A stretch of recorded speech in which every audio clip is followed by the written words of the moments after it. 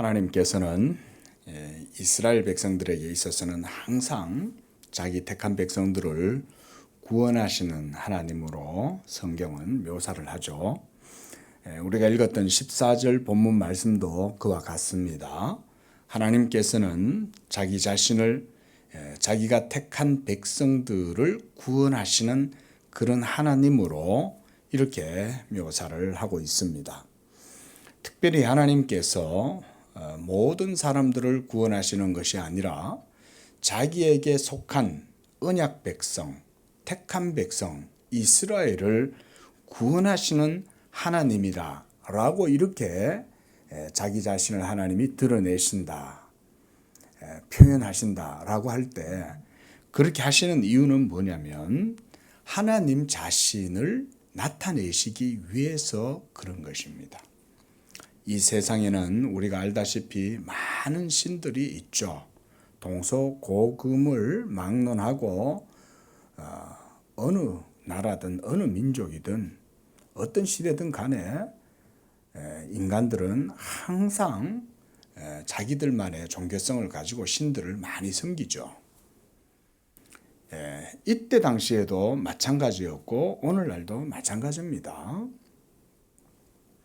그러나 유일하신 하나님, 천지 만물의 창조주이신 하나님은 오직 한 분 하나님이시고 그 하나님은 오로지 이스라엘의 하나님이시다. 그래서 하나님께서 이스라엘을 택하여 세우시는 거예요. 왜냐하면 하나님의 살아계심을 나타내셔야 하기 때문에 그런 거예요. 이것은 오늘날도 저는 마찬가지라고 봅니다. 오늘날도 하나님은 이 세상에 있는 모든 사람들로 하여금 하나님을 믿는 믿음을 주시지 않습니다. 오로지 하나님께서 자기의 기뻐하시는 선한 뜻을 위해서, 하나님의 의로우심을 위해서 하나님께서 택하신 자들을 이끌어내시고 그리고 그들을 통하여서 하나님의 영광과 구원을 이루시고 나타내시는 거예요. 그래서 우리가 에베소서 말씀 1장에 보면 영광의 찬송이 되게 하려 합니다. 그리스도 안에서 택하신 그 백성들, 왜 하나님이 창세전에 그리스도 안에서 그들을 선택하셨는가? 그들로 하여금 하나님의 영광의 찬송이 되게 하려고 그랬다는 거예요. 매우 특별한 의도와 목적을 가지고 하나님께서 그들을 택하시고 부르셨다. 그리고 하나님이 그들을 나지도 않았는데도 불구하고 벌써 그리스도 안에서 사랑하셨다.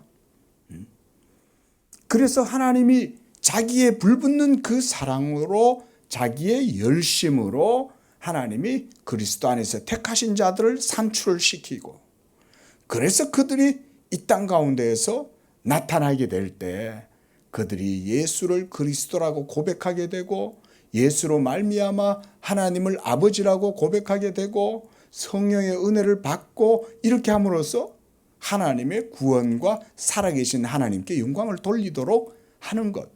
우리가 이런 것을 보고 구속사라고 하는 거예요. 하나님의 구속의 역사를 통해서 하나님이 자기의 영광을 드러내신다라고 하는 것입니다. 그런데 이것이 지금 이사야를 통해서 하나님께서 당시에 이스라엘 백성들에게 이사야 선지자가 그 얘기를 지금 하고 있는 거예요. 14절 말씀에 보니까 여호와께서 이같이 말씀하시되 애굽의 소득과 구스의 무역한 것과 스바의 장대한 남자들이 너에게로 건너와서 너에게 속할 것이요 그들이 너를 따를 것이라. 사슬에 매여 건너와서 너에게 굴복하고 간구하기를 뭐라고 말합니까? 하나님이 과연 내게 계시고 그 외에는 다른 하나님이 없다 하리라 하시니라. 하나님께서 이렇게 하시겠다는 거죠. 그렇죠? 하나님께서 지금 뭐라고 말씀하셨어요? 그들이 와서 너에게 과연 하나님이 계시고 그분 외에는 다른 신이 없다라고 이방의 모든 강대한 나라의 백성들이 그렇게 말하게 될 거다 그 말인 거예요. 우리는 선지서를 보면서 이런 말씀들을 보면 어떤 시각을 가져야 하냐면 이게 성취되었을까? 성취되었다면 어떻게 성취되었을까? 어떤 방식으로 이사야의 이런 예언들이 오늘날 성취되었을까라고 하는 질문을 해봐야 됩니다. 그렇죠? 그리고 우리가 이사야 선지서를 강의하면서 그것에 대한 답변을 항상 설교자는 여러분들에게 드렸어요. 그것은 바로 무엇이었습니까? 어떤 방식으로 하나님이 이런 모든 선지자들의 예언을 이루셨어요? 예. 그렇죠. 그 하나님의 말씀이 뭐예요? 우리가 신약적으로 말하면 예수 그리스도의 복음으로 하나님이 이 일을 성취하신 거죠. 예. 최소한 성경 공부를 계속 들었기 때문에 그렇게라도 우리가 말을 할 수 있는 거예요. 예? 그 외에는 다른 하나님이 없다 하리라고 그렇게 말할 거라고 하나님이 말씀하셨다는 거예요. 그리고 하나님은 그 일이 실제로 이루어지도록 예수 그리스도를 통해서 그 일을 성취했고 지금 온 세상에 이 이사야 선지자의 예언이 성취가 되어서 지금 온 세상에 하나님의 나라와 복음이 전파되고 있는 거예요. 지금 그런 예언을 하고 있는 거예요. 자, 여기서 잠깐 보면 애굽의 소득과 구스의 무역과 스바의 장대한 남자들이다. 그랬을 때 이것은 먼저는 하나님께서 고레스를 세워가지고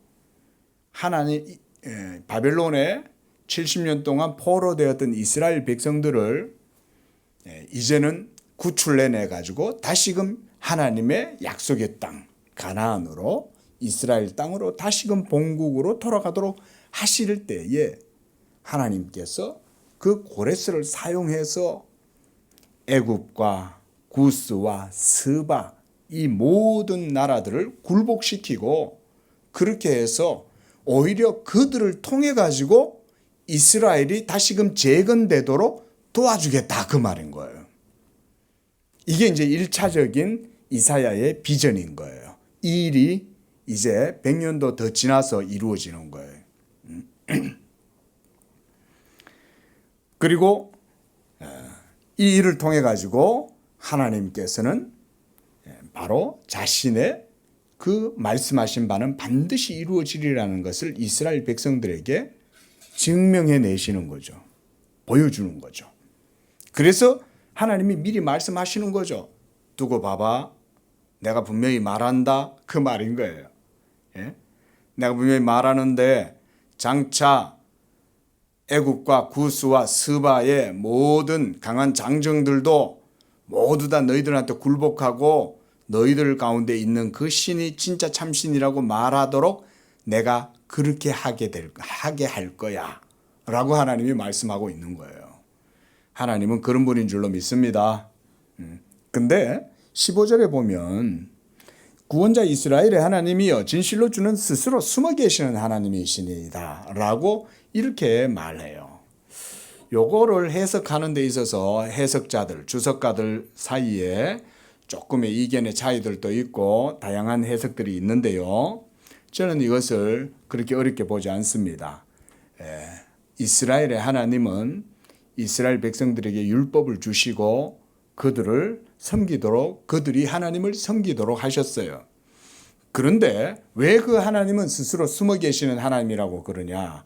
저는 이것이 이스라엘 백성들이 하나님의 율법 아래에서 하나님을 섬길 때에 하나님을 온전하게 섬기지 못할 때 불순종하고 패역하고 목이 곱고 우상을 숭배하고 악한 일을 행할 때에 하나님께서 그들로 하여금 하나님의 율법으로 말미암아 그들의 눈을 감기게 하고 그들의 악함에 따라서 보응하시고 진노하셔서 그래서 하나님이 자기의 얼굴을 감추어 버리신다. 저는 그렇게 이 말씀을 보려고 합니다. 그래서 하나님의 깊은 심중에 있는 깊은 그 진리를 볼 수 없도록 패역하고 목이 곧은 백성들에게 하나님이 자기를 감추어 버리시는 거예요. 그래서 스스로 숨어 계시는 하나님이시니다 라는 이런 표현으로 이사야는 하나님을 말하고 있는 거예요. 하나님이 자기 자신을 일부러 감추시는 분입니까? 사실은 그런 분은 아니죠. 하나님은 어쨌든지 자기를 드러내 보여주고 싶어 하잖아요. 그렇죠? 오늘날 우리가 신약의 시대에 하나님은 예수 그리스도의 복음을 통해서 자기의 영광을 아는 그 빛을 누구의 얼굴에서 드러내셨어요? 예수 그리스도의 얼굴에 있는 하나님의 영광을 아는 빛이다. 이렇게 사도 바울도 말하잖아요. 그렇죠? 그러면 하나님이 자기의 그 얼굴을 사실은 나타내 보여주고 싶어 하시는 거예요. 그런데 자기의 그 얼굴을 이렇게 숨기신다라고 하는 말은 뭐냐면 율법 아래에서 불순종하고 패역하고 목이 곧은 백성들을 하나님이 징계하시고 그래서 하나님의 공의로 말미암아 그들한테 하나님 자신의 인자와 선하심을 감추어 버리시는 거예요.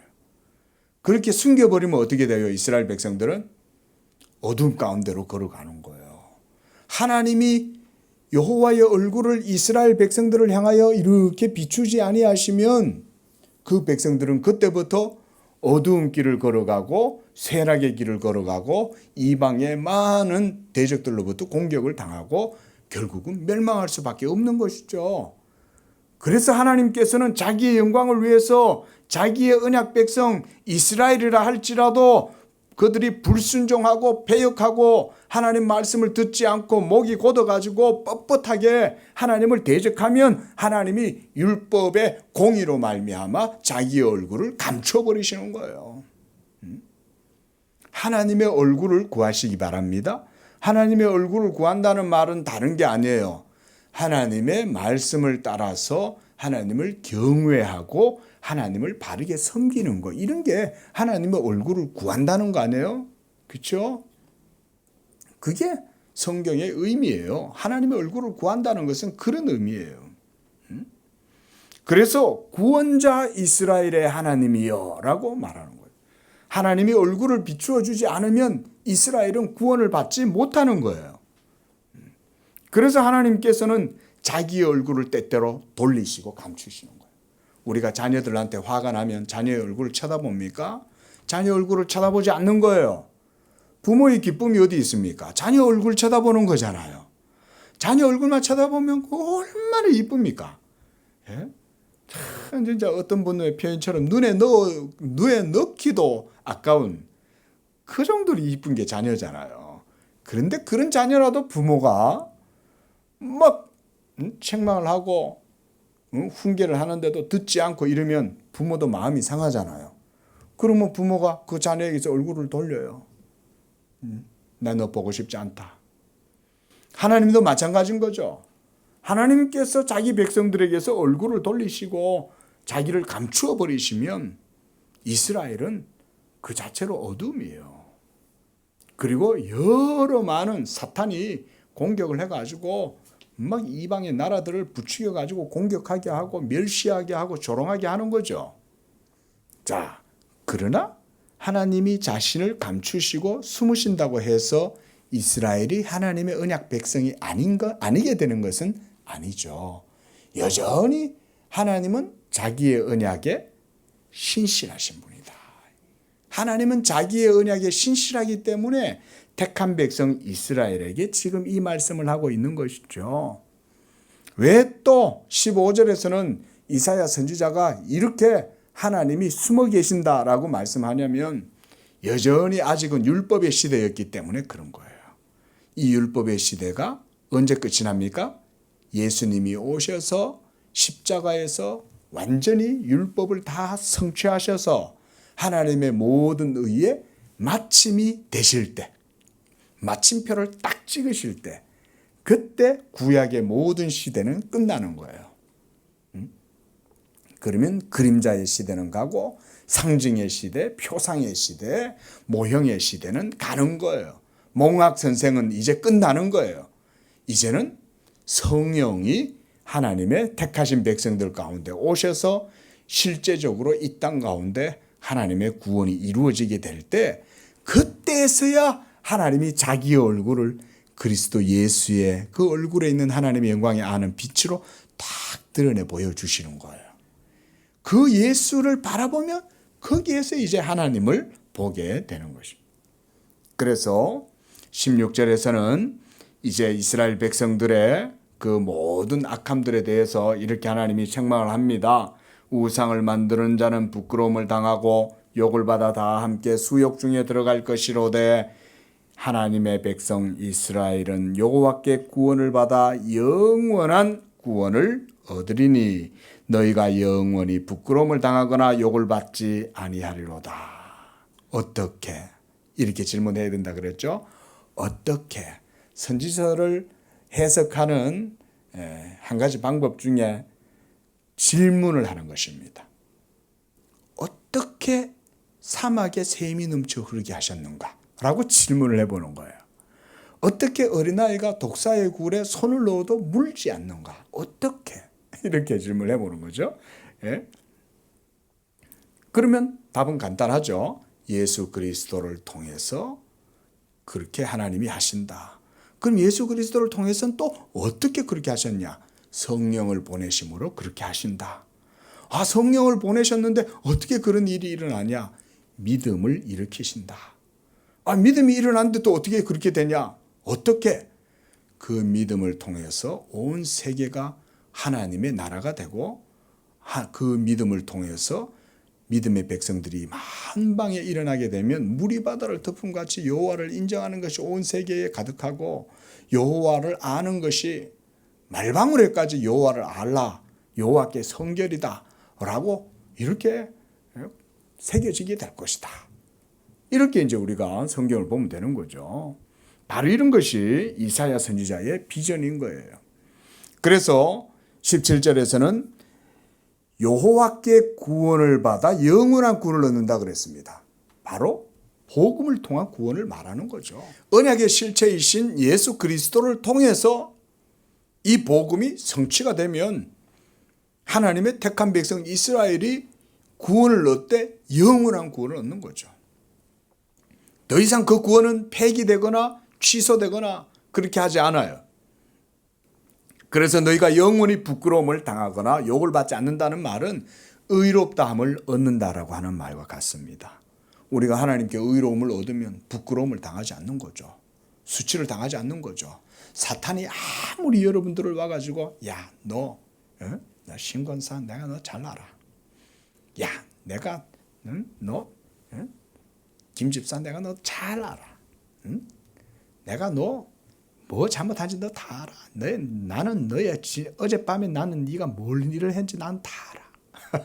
이렇게 아무리 와서 정죄하고 고소하고 참소해도 하나님의 택한 백성들은 하나님의 구원으로 인해서 완전한 의를 얻게 되는 것입니다. 우리에게 그 의를 주신 줄로 믿습니다.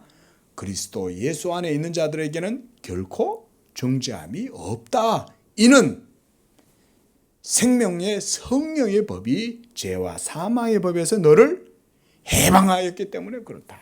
할렐루야. 그렇기 때문에 여기에서 이사야 선지자는 너희가 영원히 부끄러움을 당하지 않는다라고 말씀을 하고 있는 거예요. 자, 우상이 이런 구원을 줄 수 있습니까? 우상이 이런 복음의 진리를 만들어낼 수가 있습니까? 우리가 복음을 하나님의 말씀이라 그랬는데 하나님의 말씀이 복음을 통해서 이 세상 역사 속에 이루어지게 하시는 것 우상이 할 수 있어요? 그런데 이스라엘 백성들이 그렇게 살아계신 하나님을 섬기지 않고 우상을 섬기잖아요. 하나님이 분통이 터져야 안 터지겠어요? 하나님이 분통이 터지시는 거예요. 너희가 내 이름을 언제까지 멸시할 거냐? 너희가 나를 언제까지 인정하지 않고 나를 모독할 거냐? 하나님이 얼마나 기분이 상하시겠어요.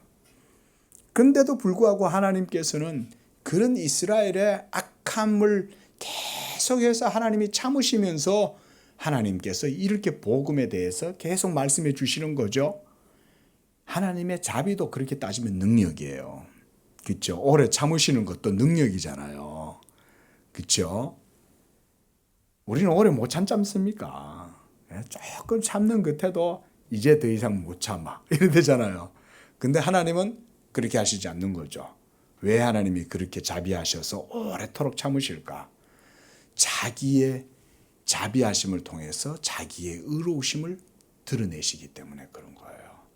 어떻게? 또 질문해 보죠. 어떻게?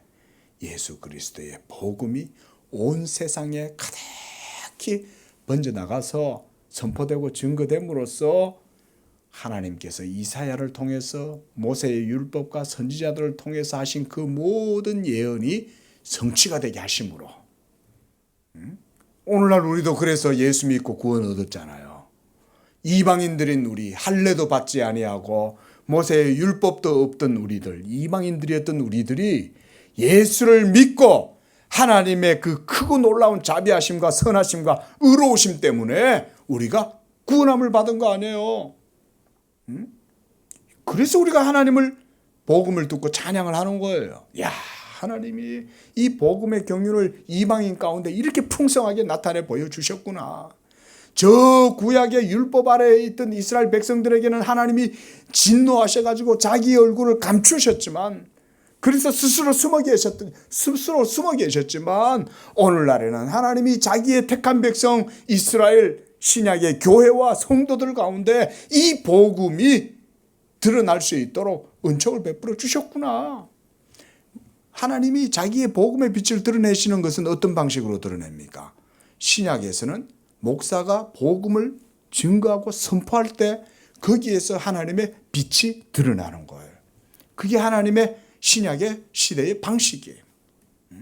오늘날에는 목사가 복음을 선포하면 이 복음을 여러분들이 들을 때 거기에서 그리스도 예수의 얼굴에 빛을 보게 되고 그리스도 예수의 얼굴을 보면 하나님의 자비하심을 거기에서 우리가 인식하게 되는 거예요.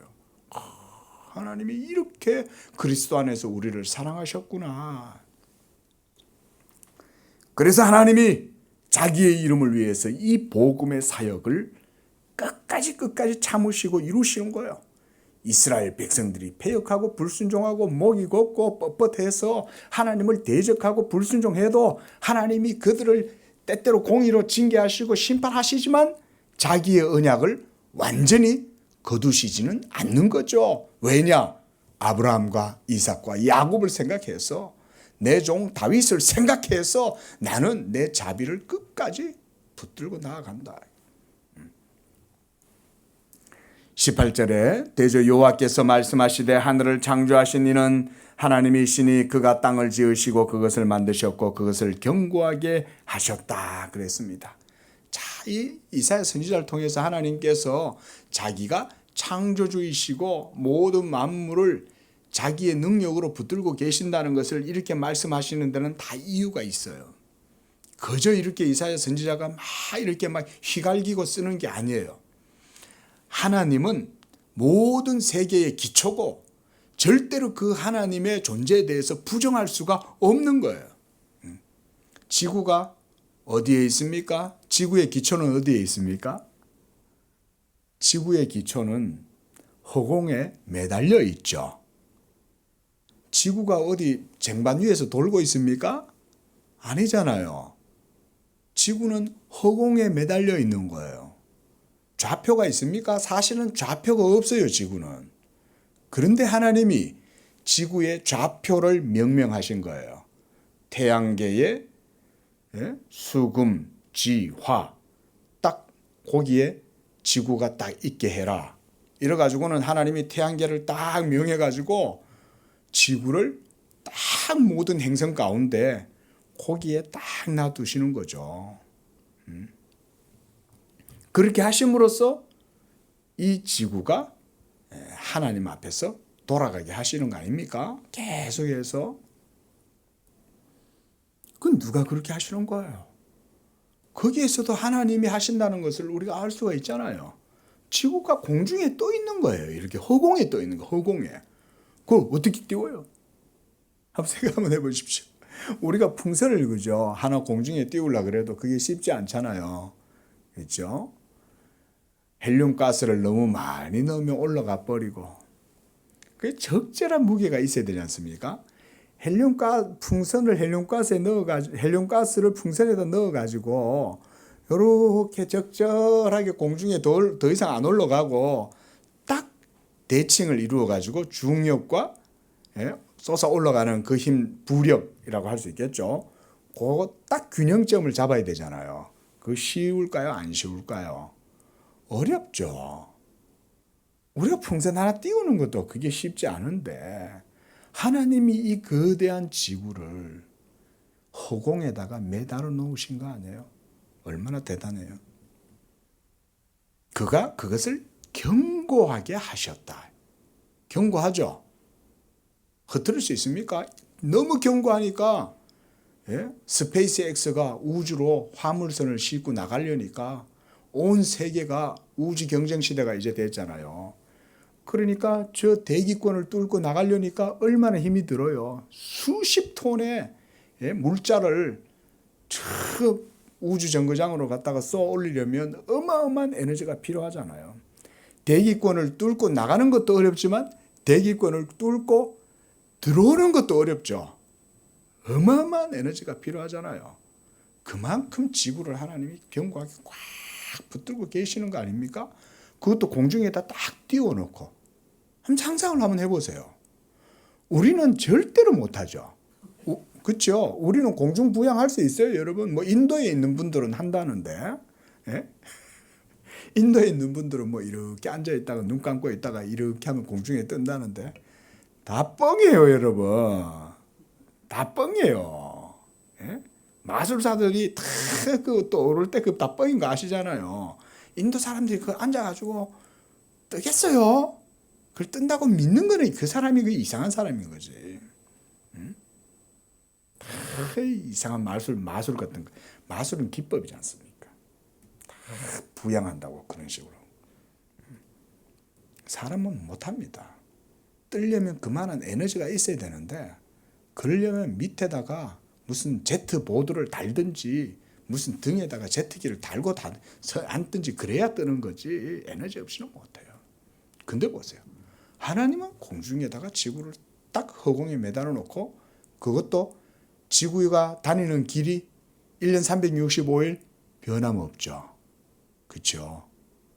우리는 음력 날짜를 쓰는데 우리나라 달력으로 해가지고 다 보면은 뭐 얼마 전에 며칠 전에 이제 처서가 지났지 않습니까? 어때요? 처서가 지나니까 뭐 오늘날 기상 이변이라 그래도 그쵸? 대번에 열대야 탁 사라지고 날이 선선해지고 대번 그러지 않습니까? 그걸 하나님이 하신다는 거죠. 그런데 보니까 혼돈하게 창조하지 않았다는 거예요. 고대 그리스 시대에는 이 혼돈의 그런 철학이나 신학이 그들 가운데 있었습니다. 그러니까 여기서 신학이란 말은 유대인들의 신학이나 그런 게 아니라 이 신화 이런 얘기예요. 고대 신화 보면 이 가우스 신화가 있잖아요. 대지의 신 가이아도 이 가우스에서 나온 거예요. 그 모두가 다 혼돈 가운데에서 생겨나는 거예요. 거기서 대지의 신 가이아가 생겨나고 또 그 속에서 이제 또 여러 신들이 탄생하고 그러는 거죠. 우리가 헤시오도스라고 하는 사람이 쓴 그 신들의 계보, 신통기라고 하죠. 그런 거에 보면 우주의 기원에 대한 서사시를 그런 식으로 이해를 해가지고 혼돈에서부터 이 모든 세계와 땅이 나왔다. 그리고 거기에서 각가지 여러 다양한 신들이 나왔다. 이러면서 그 고대의 그리스 신화들이 많이 형성되었잖아요. 그래서 신화 보면 사람보다 더 유치하고 째째하죠. 그렇죠? 자기네들끼리 질투하고 자기네들끼리 막 거짓말하고 배반하고 죽이고 막 이러잖아요. 그게 신이에요. 그게 신이 아닌데 고대인들은 그런 신으로 신을 생각한 거죠. 그러나 하나님께서 말씀하시는 거예요. 이스라엘의 하나님 여호와는 그런 신이 아니라는 거예요. 혼돈의 신이 아니라는 거예요. 하나님은 혼돈하게 창조하지 아니하시고 사람이 거주할 수 있도록 그것을 지으셨고 나는 여호와라 나 외에 다른 이가 없다. 하나님이 이렇게 말씀하시는 거죠. 사람이 살려면 우리 건축을 해보면 알잖아요. 그렇죠? 대충 지을 수 없어요. 나무를 갖다가 세워놓고 뭐 보니까 볼대를 몇 개 뽑아가지고 그걸 갖다 그 위에다가 또 나뭇잎을 덮고 나뭇가지를 덮고 그 위에 또 천막을 덮고 이래가지고 그 밑에 살면 사람이 비는 잠시 피할 수 있을지 몰라도 365일 거주할 수는 없죠. 집을 짓는다는 게 얼마나 어렵습니까? 그렇죠? 그 안에서 사람이 살 수 있는 집이 되려면 오늘날은 뭐 건축술이 발전했을 뿐만 아니라 이제는 인공지능까지 이제는 막 이렇게 유비쿼터스 시대가 돼가지고 인공지능까지 요즘은 건축에다가 전부 전봉을 해가지고 뭐 그렇게 한다고 그래요. 왜냐하면 집에서 사람이 살려면 편해야 되잖아요. 그렇죠? 화장실도 이제는 집안에 있고 TV를 켜면 되고 이제 말로 이제 말하면 되는 거예요. 이제 둥그라 커튼 열어줘 이러면 커튼 열리고 둥그라 보일러 켜줘 이러면 보일러 켜주고 뭐 사람이 그렇게 살 수 있는 집이 되려면 그런 이제 완벽하게 이제 해놔야 사람이 편하게 살 거 아니에요. 자, 그거를 그대로 이 지구로 보세요. 사람이 살 수 있는 것 중에 부족한 게 있습니까? 모든 지구가 사람이 거주하는 데 있어서 완벽한 시스템 체계를 가지고 돌아가고 있죠. 그렇잖아요. 우리는 물고기를 못 잡아먹어도 하나님은 물고기를 잡아먹을 수 있도록 어부들을 다 또 해놓고 우리는 완전히 농사를 다 지어 전문 농사꾼이 아니지만은 하나님이 또 농사꾼들을 통해 가지고 다 전부 다 재배하게 하고 우리는 옷을 못 만들지만은 하나님이 또 옷 만드는 기술자들을 또 해가지고 섬유업자들이 또 옷을 또 만들고 컴퓨터를 못 만들고 핸드폰을 못 만들지만은 그런 사람들이 어디서 그런 걸 다 만드는 거죠. 그런 게 다 어디서 나와요? 모두 다 이 지구에서 나오잖아요. 그런데도 우리는 하나님은 생각하지 못하죠. 그래서 하나님께서 그러시는 거예요. 나는 여호와다.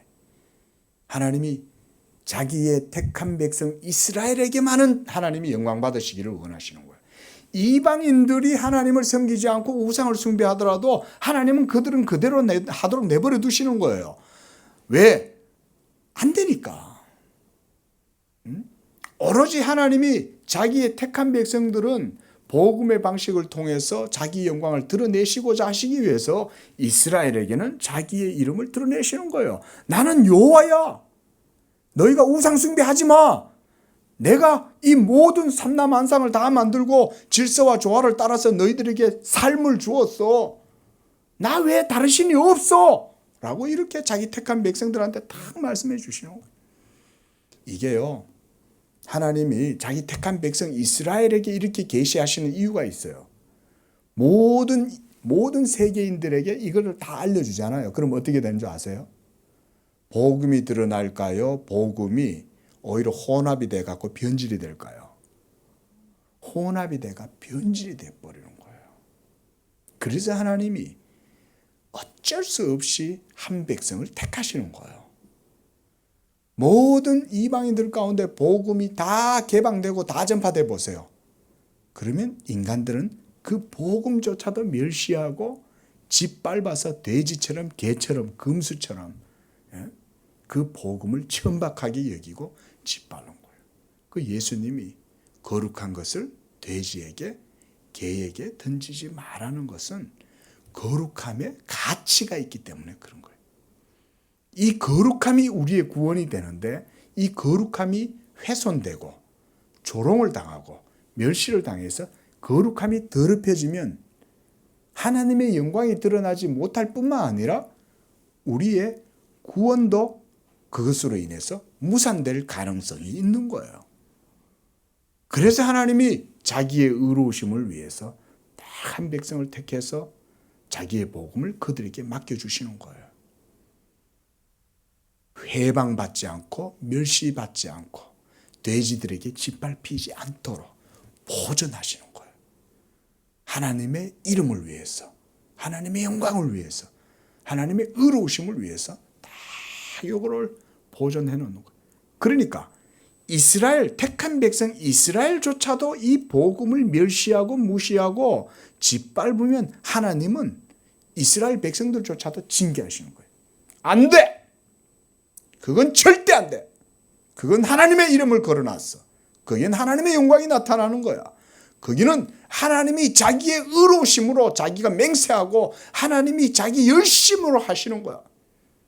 하나님의 정원이야. 하나님이 사랑하는 거야. 하나님이 가치 있게 여기는 거야. 그거는 너희들도 함부로 하면 그냥 안 놔도 이게 이제 율법 아래에 있었던 시대였던 거예요. 19절 보십시오. 하나님은 어떤 분입니까? 나는 감추어진 곳과 깜깜한 땅에서 말하지 아니하였으며 야곱 자손에게 너희는 나를 어디 중에서? 혼돈 중에서 찾으라고 이르지 아니했다는 거예요. 하나님은 카오스의 신이 아닌 거예요. 하나님은 혼돈의 신이 아니라 하나님은 말씀하시는 분인 거예요. 말씀하심으로 천지를 창조했고 모든 천지 만물은 하나님의 말씀에 기초하고 있는 거예요. 하나님이 말씀하니까 이 우주가 형성되고 그 가운데 태양계가 나타나고 그 가운데 지구가 자기 자리를 딱 잡는 거예요. 보이조호가 우리 은하계 끝까지 향해 나아가다가 뒤를 돌아가지고 지구를 향해서 한번 사진을 찍어봐라 그랬대잖아요. 칼 세이건이라고 하는 과학자가 계속해서 저 명왕성 쪽으로 향해 가지고 날아가는 보이조호를 한번 뒤로 돌아가지고 지구에 한번 사진을 찍어봐라. 어떻게 보이나. 그랬더니 어땠을 것 같아요? 주변에 깜깜한 그리고 어두운 별들이 많이 있는데 유일하게 지구만 거기에 수정처럼 파랗게 빛을 내고 있는 거예요. 지구만 빛을 내고 있는 거예요. 응? 모든 건 다 죽었어. 생명이 없어. 아주 작은 빛인 거예요. 너무 멀리 가 있으니까. 그래가지고는 그 찍은 사진을 보내왔잖아요. 응? 하나님이 하신 줄로 믿습니다. 하나님이 다 지구에 하나님께서 생명체를 놔두시고 거기에다가 하나님이 자기 영광을 드러내시고자 하시는 거예요. 그래서 나는 감추어진 곳에 캄캄한 땅에서 말하지 않는다는 거예요. 하나님은 모든 세계 가운데 다 드러나 있는 거예요. 하늘의 태양을 보고 밤의 달을 보고 별을 보고 이 지구를 보십시오. 이 온 우주 삼라만상의 모든 조화와 질서를 보십시오. 하나님이 어두운 데서 말하고 있습니까? 캄캄한 데서 말하고 있습니까? 하나님은 까놓고 얘기하시는 거예요. 내가 이 만물을 지었다. 내가. 이 모든 우주 삼라만상을 봐라. 이걸 누가 지금 이렇게 하고 있냐? 그 조물주가 누구겠냐? 나 아니겠냐? 그런데도 우리가 이걸 못 듣죠. 인생들이 이걸 모르잖아요. 그래 놓고는 뭐 자기네들이 살았다라고 그래요. 그래 놓고는 뭐 자기네들이 자유의지가 있고 뭐 그렇게 자기네들이 인격적이고 주체적인 존재라고 그렇게 떠들어요. 모두 다 사망 안에서 죄의 종노릇하고 있으면서 하나님을 안 섬기잖아요. 하나님을 섬기라고 그러면 우상을 숭배하고 짐승을 섬기고 돌상을 섬기고 목각상을 섬기고 그러잖아요. 그래 놓고는 자기네들은 자유의지가 있다라고 떠든다고요. 야곱 자손에게 특별히 하나님이 말씀하셨죠. 야곱 자손에게는 하나님이 어떻게 말씀하셨습니까? 여기서 이사야가 말하는 바는 율법을 말하는 거예요. 하나님이 야곱 백성들, 그렇죠? 언약 백성들이잖아요. 그 언약 백성들에게 하나님이 딱 언약의 법을 부과해 주셨잖아요. 율법을 주셨죠. 다른 이방 백성들에게는 율법 안 주셨어요. 오직 야곱 족속에게만 하나님이 딱 율법을 부여해 주신 거예요. 그리고 그것이 하나님의 약속이기 때문에 그 율법에 따라서 순종하고 믿고 나아가면 하나님이 야곱 족속들에게는 엄청난 은혜를 주시는 거예요. 복을 주시는 거예요. 이방에 있는 모든 강대한 나라도 야곱 족속을 함부로 건들지 못하는 거예요. 왜? 그들 가운데 하나님의 언약이 있기 때문에. 오늘날 우리에게는 복음이 있는 줄로 믿습니다. 이 복음이 있기 때문에 하나님이 다 이 양재교회와 성도들, 하나님의 택한 백성들을 다 굳게 붙들고 계시는 거예요. 지금도 하나님은 복음을 통해서 자기의 열심으로 이 일을 하고 계시는 거예요. 그래서 자기의 영광을 복음을 통해서 오늘날에는 드러내시는 것입니다. 왜냐하면 아까 말했죠. 하나님이 제일 귀하게 여기는 게 뭐라고요? 복음이라고 그랬잖아요. 하나님이 가장 이거를, 그러니까 하나님이 창세전부터 하나님 안에 깊이 감추었다 그런 거예요. 하나님이 이걸 다 감춰놓은 거예요. 이렇게 너무 귀하니까.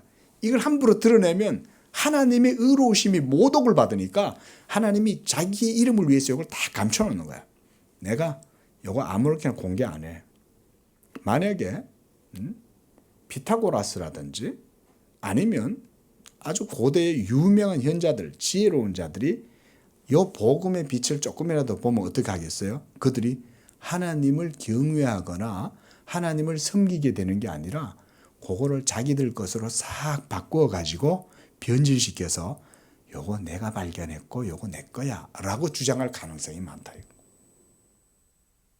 그래서 하나님이 복음을 감추시는 거예요.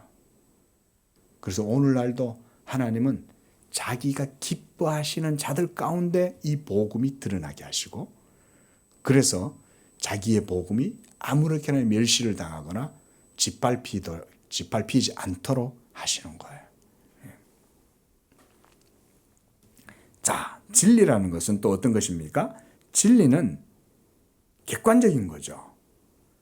오늘날 많은 사람들이 특히 포스트 모더니즘이라고 하는 사조 자체가 진리의 절대성을 완전히 부정하죠. 진리라는 개념 그 자체를 무너뜨리는 게 포스트 모더니즘이에요. 그러니까 진리라는 개념 자체가 사실은 객관적으로 존재하지 않는다고 보는 거예요. 그게 오늘날의 시대의 사조입니다. 옛날엔 공산주의가 있었죠. 공산주의는 신이 없다라고 말했죠. 종교는 아편이라고 하면서 기독교를 박멸하려고 했잖아요. 그런데 오늘날에는 사탄이 포스트 모더니즘이라는 방식을 가지고 하나님의 말씀의 객관성을 부정하는 거예요. 진리가 어디 있냐? 진리는 바로 내가 진리야. 너도 진리고 우리 모두가 다 진리야. 나도 진리야. 너도 진리야. 너 그렇게 말해? 그래. 그럴 수 있어. 그런데 나는 이렇게 생각해. 내 입장에서는 이래. 그래? 그럼 나도 인정해 줄게. 이러면서 자기네들끼리 서로 인정하면서 파티를 여는 거지.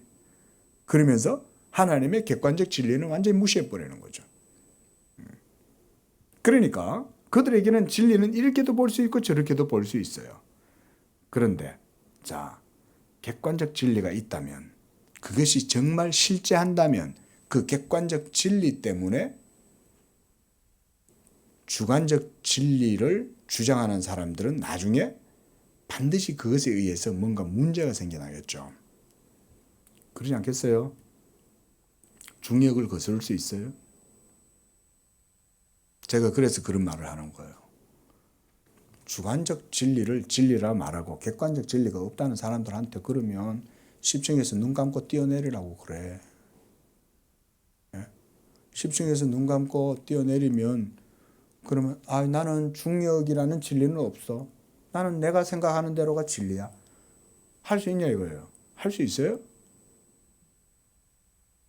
그런데 왜 진리가 없다고 말하냐고요. 그것도 못하면서. 그러니까 헛된 망상 속에 빠져 있는 거지. 자기가 살아있다라고 하는 헛된 망상에 빠져갖고 사탄한테 쏘아가지고 있는 거예요. 사탄이 이 시대에도 여전히 복음의 빛을 가리워버리는 거예요. 그래가지고 그들로 하여금 보지 못하도록 해버리는 거예요. 그래서 아까 우리가 읽었던 15절 말씀처럼 하나님이 이 시대에 불순종하고 악한 백성들에게 복음의 빛을 다 감추어 버리는 거예요. 그래서 하나님이 스스로 숨어 계시는 하나님이 돼버리는 거예요. 왜냐하면 악하고 패역하고 불순종하고 온갖 더러운 짓을 일삼는 그들에게 하나님이 복음의 빛을, 제가 이 남목사가 가가지고 오늘 여러분들에게 전한 이런 복음을 그들에게 가서 얘기한다고 해봐요. 그들이 뭐라고 할까요? 조롱할 거 아니에요. 그러면서 네가 섬기는 그 하나님 웃기는 하나님 아니냐. 우리가 진리지. 하나님이 어디 있어? 라고 조롱할 거 아니에요. 하나님이 그래서 그들에게는 그들의 길을 가도록 내버려 두시고 하나님이 택한 백성들에게 자기 복음을 들려주고 하나님이 사랑하시는 자들에게는 자기 얼굴을 드러내 보여주시는 거예요. 그래서 여호와의 친밀함이 그를 경외하는 자들에게 있음이여 라고 그러잖아요. 시편 25편에 하나님을 경외하는 자들에게 여호와의 친밀하심을 드러내어서 그들에게 언약을 보여주신다 그랬어요.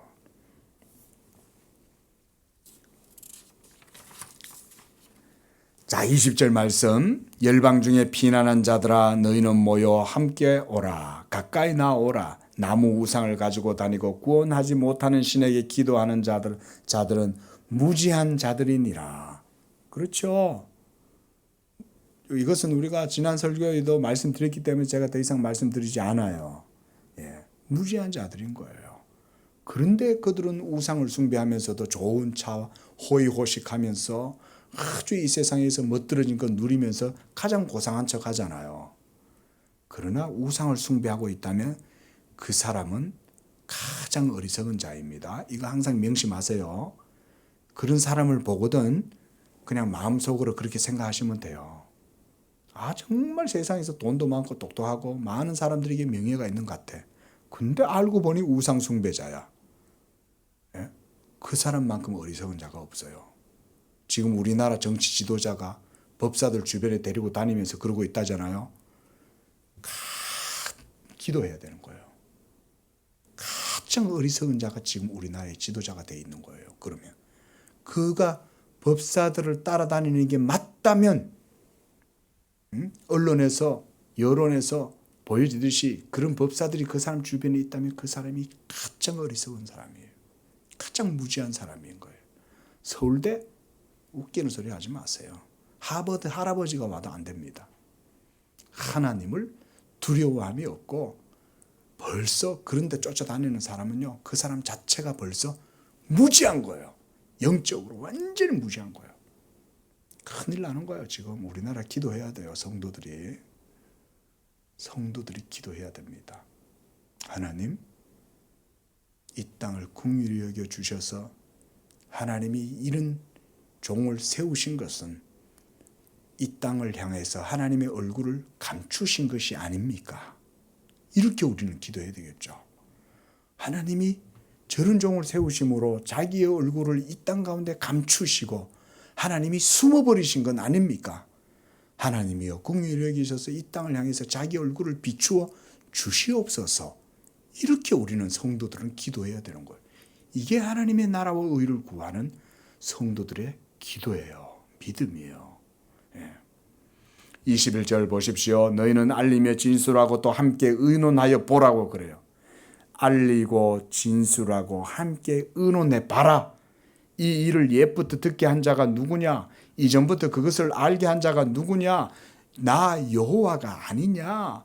내가 율법으로 또한 모세를 통해서 홍해를 가르고 또 아브라함을 통해서 갈대아 우르에서 가나안 땅으로 들어가게 하고 이삭과 야곱을 통해서 이스라엘 백성들을 산출하고 지금까지 너희들을 이 땅 가운데 인도하신 자가 내가 아니냐? 너희들 한번 의논해봐. 한번 토론해봐. 너희들 한번 검증해봐. 연구해봐. 그런 얘기 안 해요. 연구해보고 토론해보면요. 하나님이 하신 역사를 알아요. 성경을 그렇게 배우면 알아요.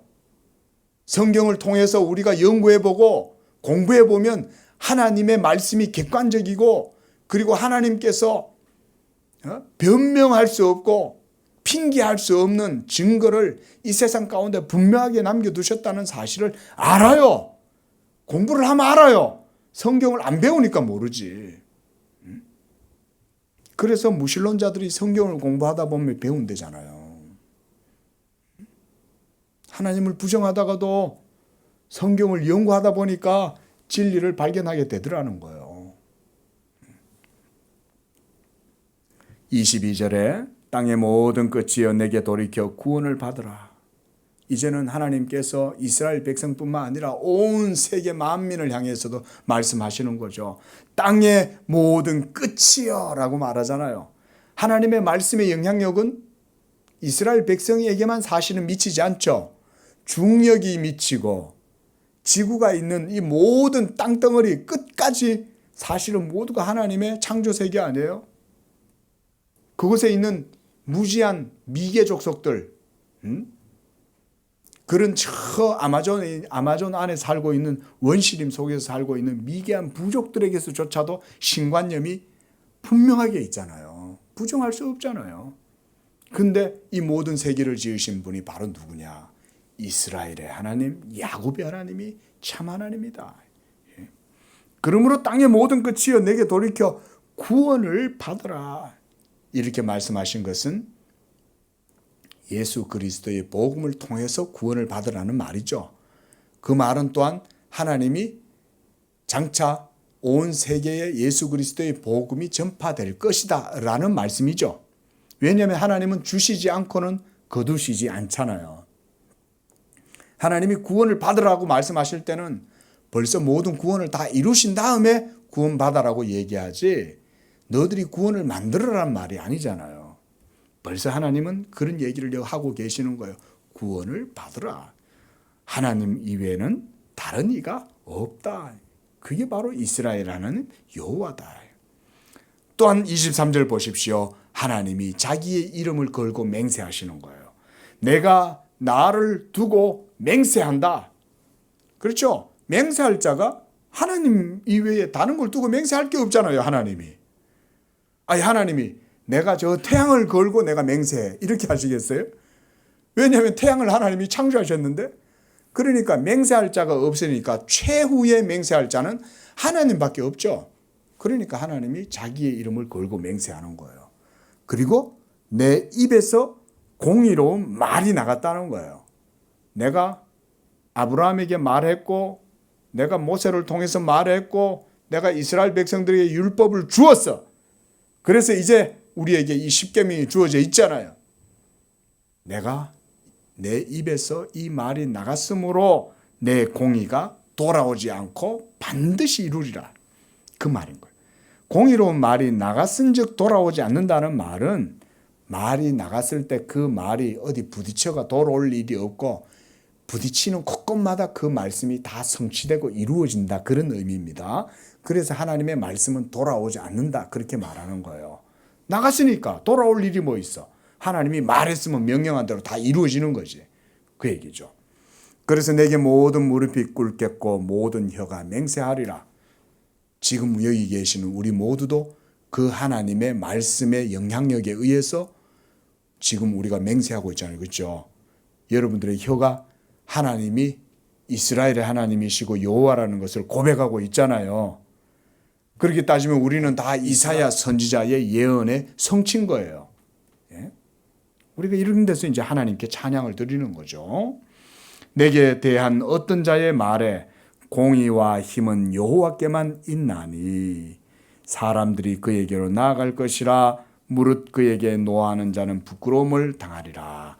그러나 이스라엘 자손은 나 여호와로 말미암아 의롭다함을 얻고 자랑하리라. 할렐루야. 어떻게? 무엇으로? 뭐라 그랬습니까? 어떻게? 복음으로. 그렇죠. 지금 여러분들이 지금 복음을 듣고 있잖아요. 여러분들이 곧 이스라엘 자손이고 하나님으로 말미암아 의롭다함을 얻고 어떻게 우리가 의롭다함을 얻어요? 그렇죠. 누구 믿음으로? 예수 믿음으로. 그게 바로 뭐예요? 복음이죠. 네? 이사야 선지자가 지금 하는 말들은 다 복음인 거예요. 예수 그리스도인 거예요. 그래서 예수로 말미암아 의롭다함을 얻고 자랑하리라. 우리는 오늘날 우리의 의를 자랑합니까? 복음을 자랑합니까? 우리는 십자가를 자랑하고 복음을 자랑하는 것입니다. 기도하겠습니다. 자비로우신 하나님 아버지, 이와 같이 이사야를 통해서 하나님께서 자기의 영광을 나타내시고 자기의 이름을 위하여 하나님께서 이스라엘 백성들을 만드시고 그 이스라엘 백성들을 통해서 하나님이 자기 열심으로 자기 영광을 지금까지 이루어 오시고 결국은 예수 그리스도를 이 땅에 보내시사 그를 통하여 모세의 율법과 선지자들의 한 모든 것을 성취하게 하시고 하나님의 언약이 이루어지게 하셨나이다. 이제는 온 땅의 모든 끝이 이스라엘의 하나님 여호와를 알게 하셨습니다. 곧 예수 그리스도를 알므로 말미암아 그의 복음을 통해서 이스라엘의 하나님 여호와가 참된 신이시고 그 하나님께서 또한 그를 믿는 모든 백성들의 구원자가 되시고 하나님께서 의로우셔서 자기의 이름과 영광을 나타내시고 누구든지 그의 이름을 믿는 자들에게는 부끄러움을 당하지 아니하고 이제는 예수 믿음으로 말미암아 그 하나님 여호와로 인하여 자랑하고 의롭다함을 얻고 그로도 말미암아 구원을 얻게 하신 것을 보았습니다. 아버지여, 이 복음이 우리 양재교회에도 전파되게 하시니 감사합니다. 양재교회를 축복하시고 이 복음이 양재교회 가운데 풍성하게 열매를 얻고 부흥하는 역사도 허락하여 주시옵소서. 그것을 통하여 우리 양재교회가 하나님을 알고 하나님을 영화롭게 하고 하나님의 의로우심이 나타나는 복된 역사가 일어나게 하여 주시옵소서. 예수님의 이름으로 기도합니다. 아멘.